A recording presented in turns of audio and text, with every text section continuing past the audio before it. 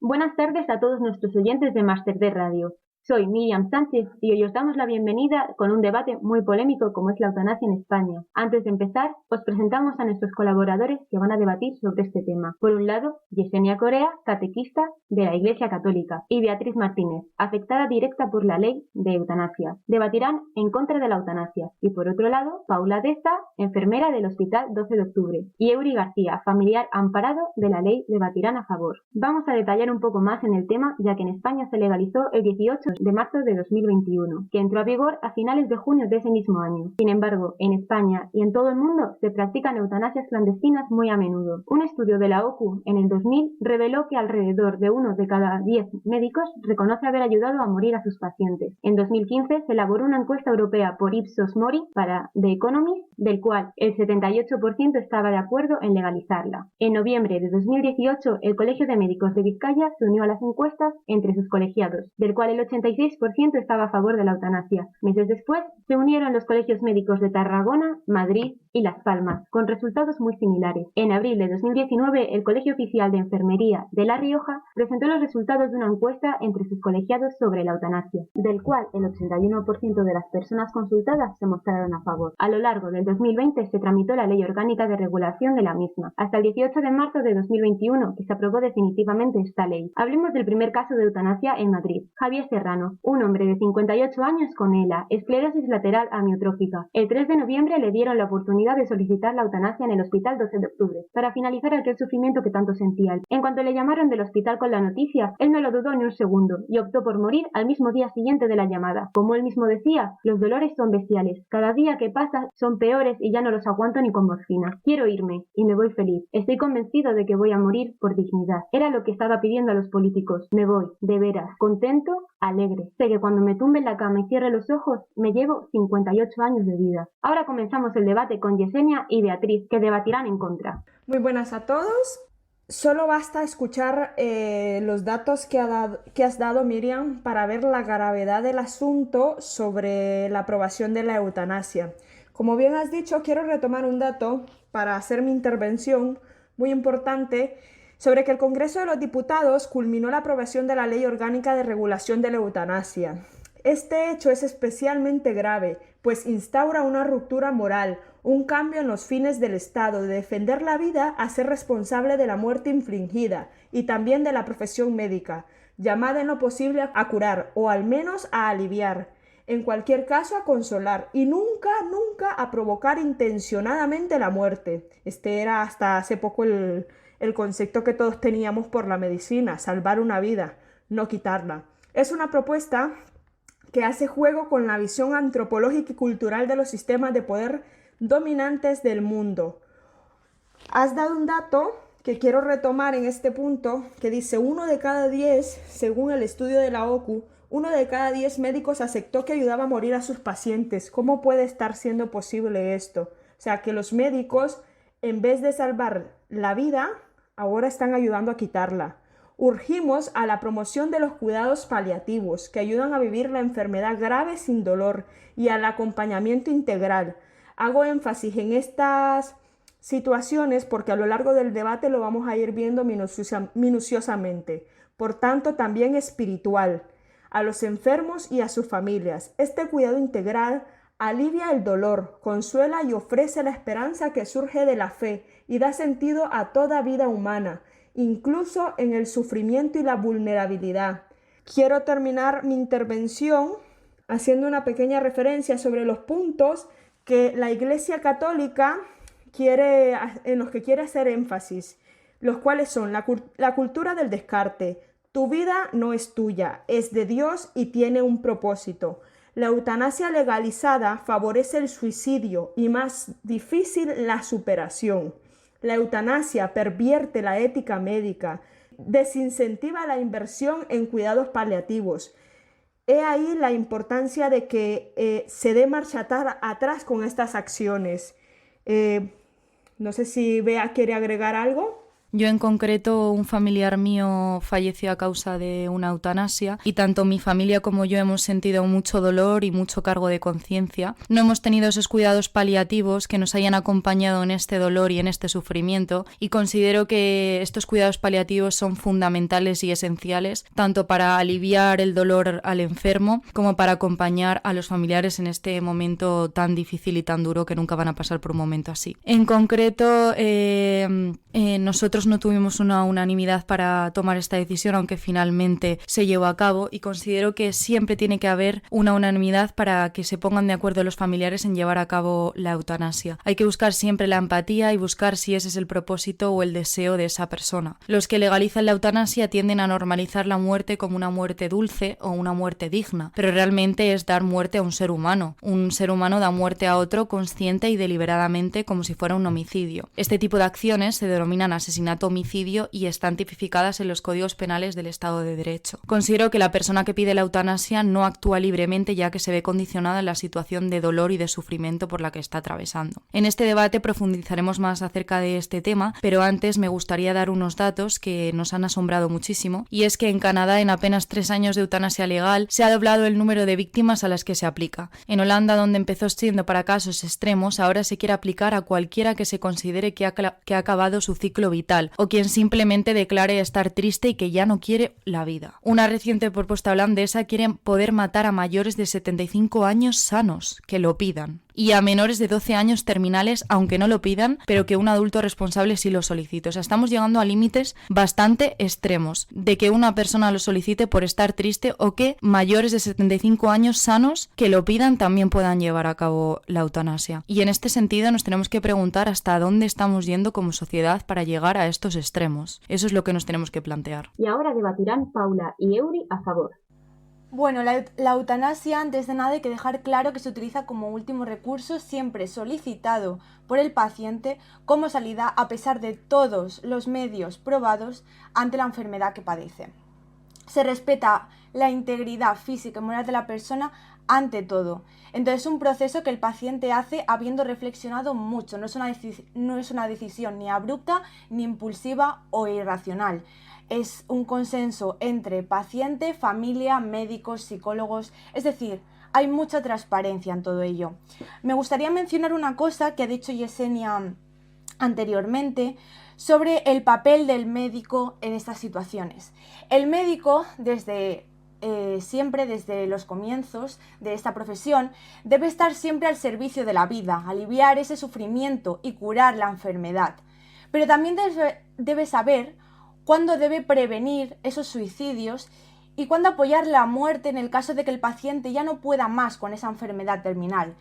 Quiero decir, apoyar la muerte no es desprestigiar la vida. No proporcionar esos medios es lo que provoca el suicidio, y que el suicidio sea una de cada 3 muertes que se dan en España.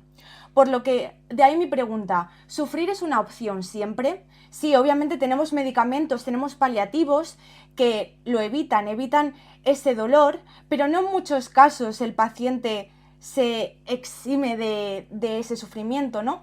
Y de no poder de estar alargando esa agonía. Entonces, además, no es solo un dolor físico, que se sabe aún así que en muchos casos se siguen teniendo en gran medida aún con paliativos, sino también es mental. Es ético saber que alguien desea descansar después de años o meses de lucha y que van a acabar en muerte irremediablemente aún así, y aun queriendo acabar con ello ya, no darle la opción siquiera de poder morir dignamente, de poder decidir cuándo y cómo hacerlo de forma tranquila. De ahí también me gustaría seguir en el énfasis del concepto de la Iglesia Católica. La religión no puede ser motivo para no implantar la eutanasia. Tú con tus creencias puedes influir sobre tus propias decisiones y consecuencias, pero no sobre los demás. De hecho, el Papa Francisco dice que el dolor y la enfermedad se aguantan y son parte de la vida. Bueno, todos sufrimos de manera distinta. ¿Cómo puede tener alguien la suficiente autoridad de decirle a otra persona que aguante en contra muchas veces de la persona y de su propia autonomía? no se trata de tomar decisiones pensando en el individuo, sino en el colectivo. Y seas creyente o no, obviamente el libre albedrío es importante para todos. La ley de la eutanasia no puede ser excusa para poner fondos, obviamente, para los ciudadanos, a los ancianos, para fomentar esos paliativos o esas enfermedades como la demencia. Es simplemente un derecho, una opción que tenemos los ciudadanos para decidir sobre tu vida en situaciones extremas. Obviamente hay que hacer un gran esfuerzo hacia los ancianos, los desamparados, los enfermos, que no tienen por qué querer la eutanasia, pero se sienten menos dignos y valiosos, y ya que se aplicarán entonces, ahí no se aplicaría la eutanasia en ningún caso, ya que la eutanasia se aplica en casos de enfermedades terminales como tumores, etcétera, etcétera, y entonces se aplicarán medidas de salud mental para evitarlo. Obviamente ahí no se aplica un recurso como la eutanasia, porque básicamente no es ético ni moral ni respetaría a la persona y a sus derechos. Nunca se recurrirá a la eutanasia aunque fuese pedida en esos casos. Y obviamente no permitirían que personas jóvenes que todavía tengan una vida y un futuro, o al igual que personas que están en la calle aunque tengan enfermedades, se les va a plantear en ningún caso la eutanasia. Seguro que Euri tendrá algo más que añadir sobre esto. Sí, muchas gracias. Comenzar diciendo que, Beatriz, yo me pongo en tus zapatos porque yo pasé por un caso muy similar al tuyo. Yo también perdí a un ser muy querido, un familiar muy cercano a mí, alguien a quien yo quería mucho, precisamente porque decidió someterse a la eutanasia. Y cuando digo que la perdí, me refiero a que ya no está con nosotros físicamente, pero yo y mi familia estamos contentos de saber que ya no está en una cama sufriendo dolores constantes que cada día se agravaban más y más. Teníamos que verla ahí sufriendo. A veces ella disimulaba, pero nosotros sabíamos que es que no podía más. Y por eso, cuando ella decidió poner fin a su propia vida, lo aceptamos. Y estamos contentos de eso, de que ya es libre de todo dolor y también de que ella ya no podía controlar su cuerpo ni tampoco su enfermedad, pero sí pudo controlar el día en el que ella podía irse de manera digna. A ella le diagnosticaron un cáncer de páncreas y resulta que este tipo de cáncer es uno de los más agresivos. Pero curiosamente, una persona puede llegar a vivir unos 5 años. Obviamente si se cuida debidamente y si no ocurre ningún percance con el tumor durante ese tiempo. En el caso de mi tía, cuando se lo detectaron ya no se podía extirpar. Así que inmediatamente le dijeron que se sometiera a la quimioterapia. Ella nos lo contó a toda la familia. Para mí ella era como una segunda madre, así que yo le dije, no te preocupes, yo voy a estar ahí contigo durante todo el proceso. Y debido a eso pude ser testigo de primera mano de lo duro que es el proceso de la quimioterapia. Son químicos y demás que actúan en su cuerpo. El proceso duró meses y meses y yo pude ver cómo ella cambiaba tanto física como mentalmente. Se notaba totalmente agotada, como si le drenaran toda la energía. Y ella intentaba disimularlo, pero era muy evidente lo que ocurría. Lo peor de todo es que al final la quimioterapia no funcionó. Y de hecho el médico nos dio la noticia de que el cáncer ya se había extendido a más zonas del cuerpo y que había pasado a fase terminal.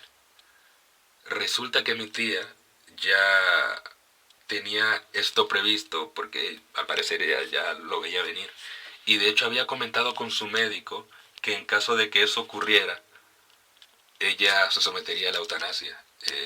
Me lo contó en ese momento y obviamente fue un gran shock para mí porque es como, ¿qué me estás diciendo? Pero la cuestión es que todo cambió cuando ella me lo contaba, ¿no? Me contaba el motivo por el que quería hacerlo y demás. Y yo vi ese brillo en sus ojos. No la había visto tan decidida a algo desde que comenzó todo eso del cáncer. Comprendí muy bien sus motivos. También mis familiares con quien ella habló. Entendíamos la razón. Y por eso fue que no pusimos ninguna pega. Obviamente no todos estaban de acuerdo del todo, pero la gran mayoría sí. Y bueno, cuando se dio a conocer la noticia, mucha gente decía, no, pero ¿cómo puede someterse a la eutanasia? Eso es suicidio, a Dios no le gusta eso, además tu vida no es tuya, tu vida es de Él. Y es como, ¿qué me estás contando? Eso no es cierto, tu vida es tuya. Tú no puedes pretender que una persona prolongue su vida sufriendo dolores constantes por el simple hecho de agradar a Dios. O sea, no tiene sentido ninguno. Eso sería alargar lo inevitable de manera innecesaria. Fíjate, por ejemplo, que se dio un caso en Colombia donde la eutanasia es legal, de un productor de cine quien durante 12 años sufría de esclerosis múltiple y el dolor era insoportable. La semana pasada se dio a conocer que se sometió, ¿no?, a la eutanasia, y que antes de irse, él decía estar muy feliz y muy contento de que por fin iba a ser libre de todo eso. Y que en pleno uso de sus facultades, él decidió irse de esa forma y que estaba feliz. Eso es lo que la gente no ve y creo que desvirtúan mucho lo que es la eutanasia en sí. La eutanasia no es un asesinato, no es un suicidio tampoco. Es una forma digna y personal de irse de este mundo. ¿Y no crees que a Dios no le da pena ver a uno de sus hijos con tanto dolor? ¿Crees que le va a ayudar cuando está a punto de morir? Dios al fin y al cabo ha inculcado el derecho a recibir consuelo espiritual y la ayuda de Dios, la fuente de amor y de misericordia tanto para lo bueno como para lo malo que te puede traer la vida. Dios tiene un propósito para todo en la vida.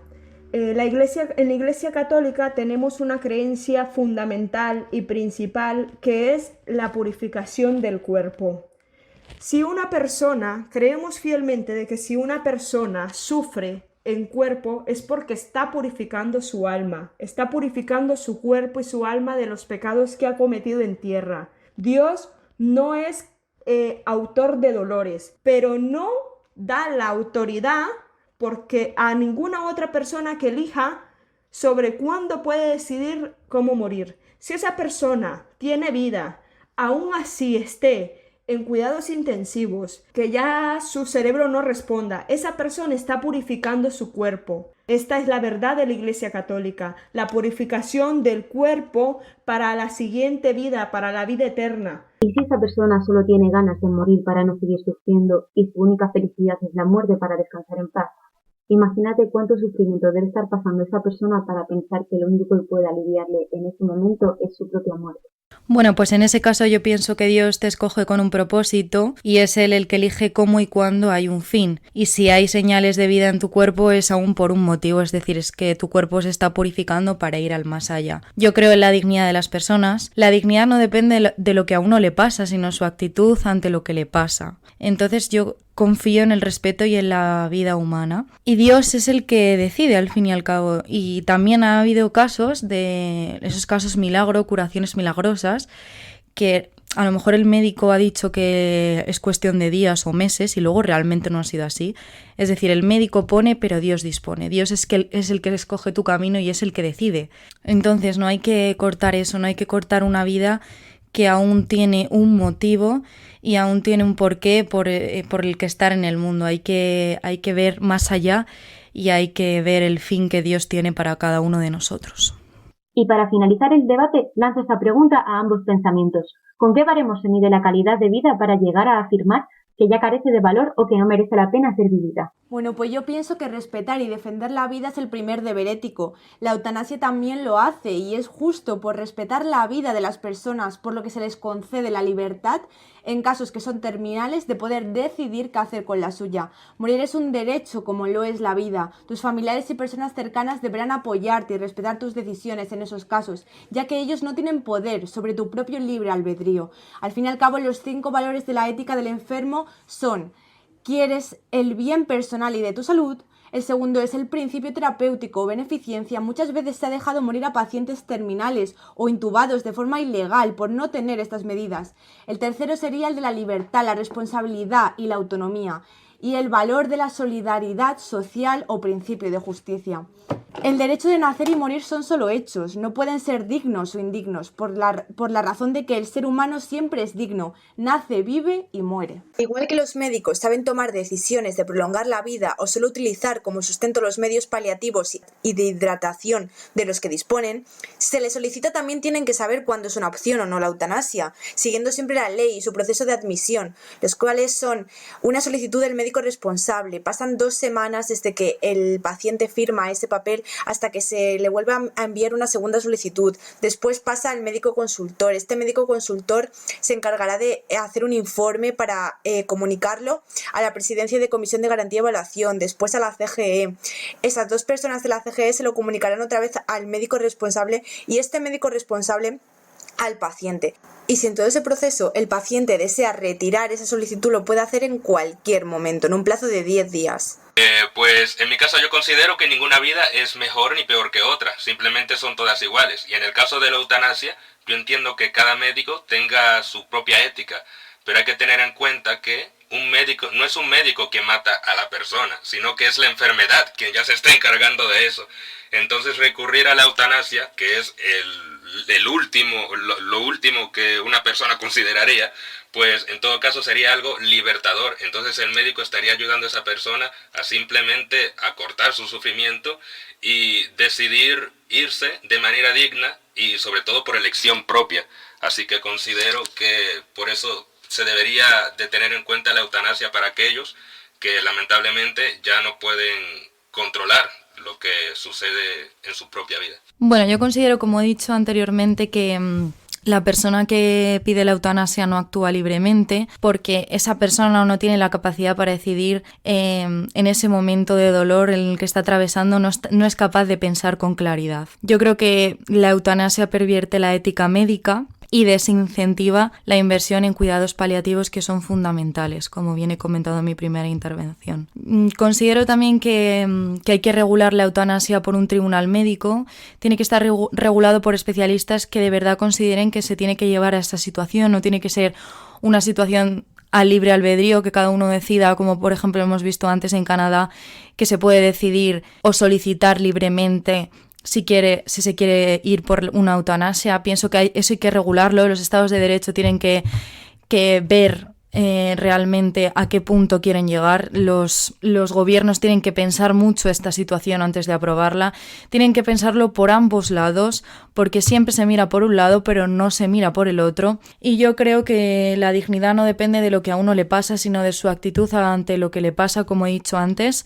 Tenemos que respetar a las personas, a la vida humana, y si aprobamos este tipo de acciones también vamos a dar paso a muchas otras y vamos a fomentar casos como suicidios, porque las personas lo verán normal el hecho de morirse y no tiene por qué ser normal. Tenemos una vida por delante, somos personas y todo lo malo que nos pase nos tiene que hacer más fuertes. A lo largo de los años se ha hecho mucho ruido en que se necesita darle un seguimiento psicológico a las personas por todos los grandes datos sobre el suicidio. Porque cuando toman esta decisión de quitarse la vida, no están siendo ellos los que toman la decisión.